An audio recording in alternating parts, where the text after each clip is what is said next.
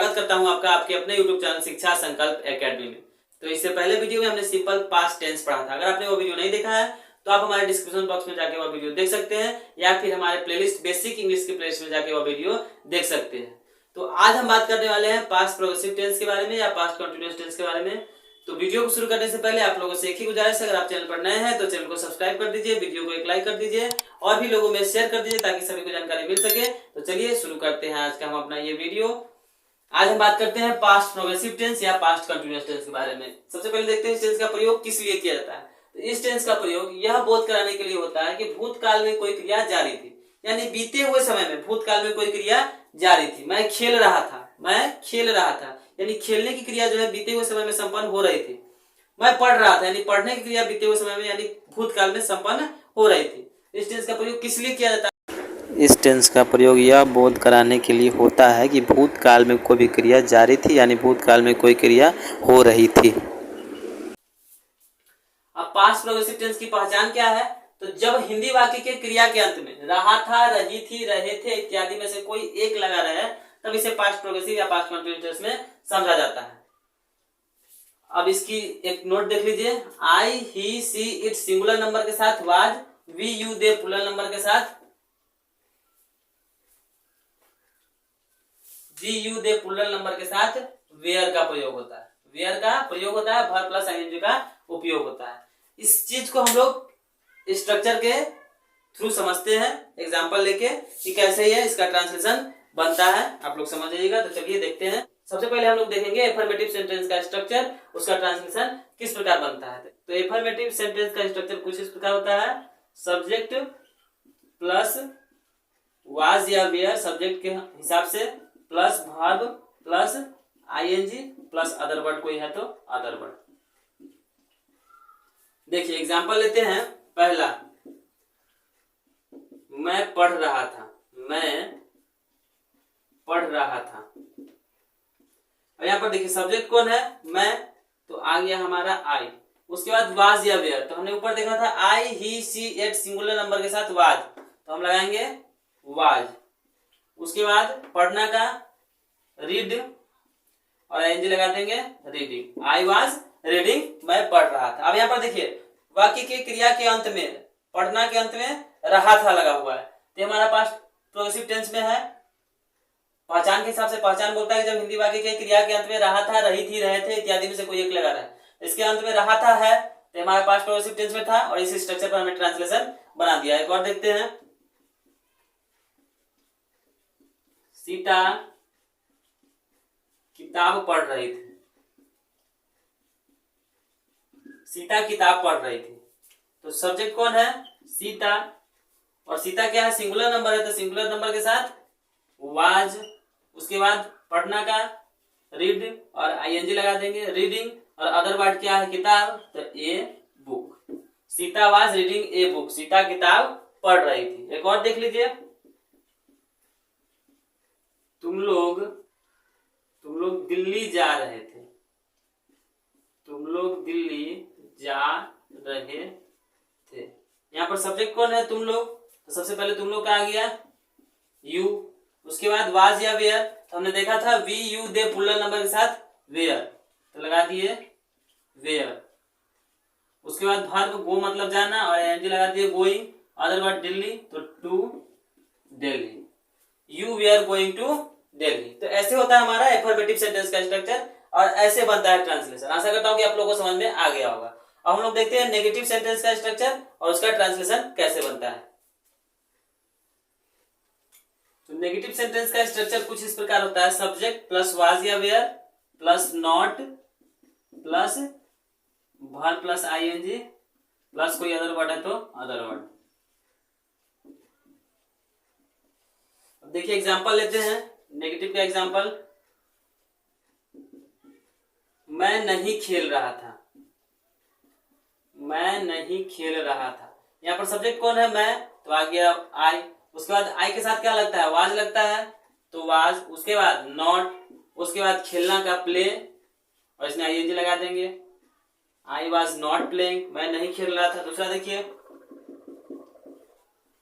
मैं आम नहीं खा रहा था,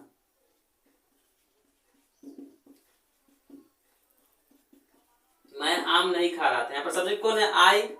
उसके बाद आई के साथ वाज, उसके बाद नहीं का नॉट, खाना का ईट, आईएनजी लगा दिए ईटिंग, अदर वर्ड आम, तो a mango. I was not eating a mango, आम नहीं, मैं आम नहीं खा रहा था। आशा करता हूँ कि आपको नेगेटिव सेंटेंस का स्ट्रक्चर समझ में आ गया होगा, ट्रांसलेशन बनाना आपने सीख लिया होगा।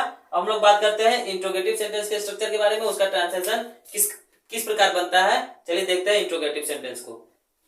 तो इंट्रोगेटिव का स्ट्रक्चर हम लोग देख लेते हैं, स्ट्रक्चर कैसा होता है। तो इंट्रोगेटिव का स्ट्रक्चर होता है, सबसे पहले वाज या were plus subject plus not plus verb plus ING plus कोई अदर वर्ड है तो अदर वर्ड। अब देखिए एग्जांपल लेते हैं। क्या मैं खा रहा था? क्या मैं खा रहा था? अब यहां पर समझिए, यहां पर मैं है तो मैं के साथ क्या लगता है? वाज लगता है, तो पहले आ गया वाज। उसके बाद सब्जेक्ट मैं तो आई, उसके बाद नॉट, इसमें नहीं का प्रयोग नहीं है तो नॉट नहीं लगाएंगे। खाना का ईट और आईएनजी लगा दिए ईट। Was I eating? क्या मैं खा रहा था? दूसरा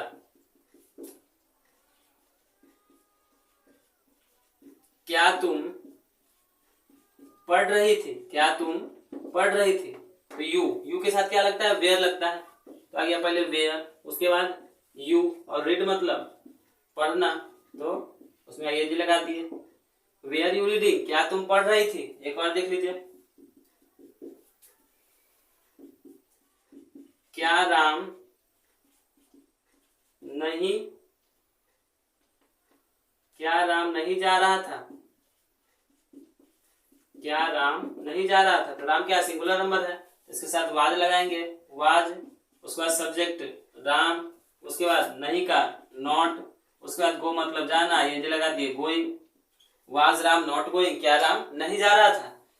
तो यह था हमारा इंट्रोगेटिव सेंटेंस का स्ट्रक्चर, ऐसे बनता है ट्रांसलेशन। आशा करता हूं कि आपको समझ में आ गया होगा। अब हम बात करने वाले हैं कि जब वाक्य में क्यों, कहां, कब, कैसे जैसे प्रश्नवाचक शब्द रहे तो हम ट्रांसलेशन किस प्रकार बनाएंगे। तो चलिए उसको भी देख लेते हैं।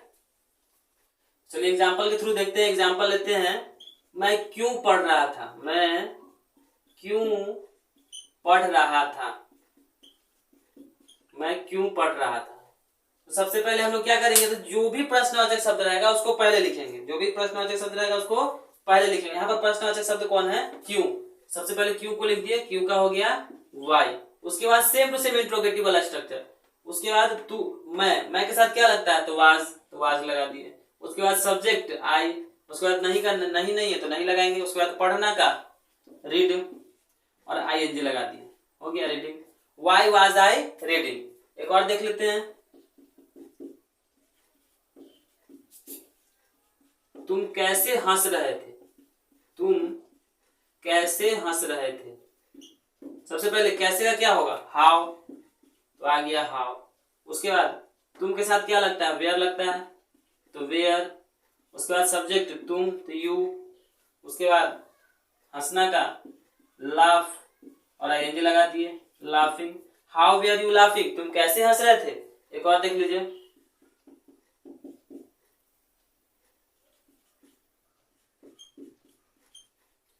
सीता कब नहीं खा रही थी?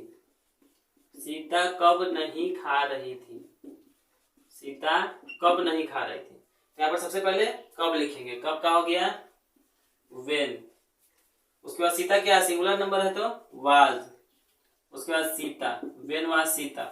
नहीं का नॉट, और इट मतलब खाना, आईएनजी लगा दिए it. When was Sita not eating. तो हमने देखा अगर वाक्य में क्यों, कहां, कब, कैसे जैसे प्रश्नवाचक शब्द रहे तो हम क्या करेंगे, जो भी प्रश्नवाचक शब्द रहेगा उसको पहले लिखेंगे और उसके बाद क्या करेंगे, सेम टू सेम इंट्रोगेटिव वाला स्ट्रक्चर, वाज या were plus subject plus not plus verb plus ING plus कोई भी अदर वर्ड होगा तो ये वाला स्ट्रक्चर लगा के हम लोग ट्रांसलेशन बनाएंगे। आशा करता हूं कि आपको पास्ट प्रोग्रेसिव टेंस या पास्ट कंटीन्यूअस टेंस समझ में आ गया होगा। और अगर आपने वीडियो को अभी तक लाइक नहीं किया है तो एक लाइक कर दीजिए, बहुत मेहनत लगती है वीडियो बनाने में। और अगर आप चैनल पर नए हैं और अभी तक चैनल को सब्सक्राइब नहीं किया है तो चैनल को सब्सक्राइब कर लीजिए ताकि हमारी तरफ से कोई भी वीडियो अपलोड हो तो आपको नोटिफिकेशन मिल सके। आज के लिए बस इतना ही, फिर मिलेंगे एक नए बेहतर क्लास में। तब तक के लिए धन्यवाद, जय हिंद।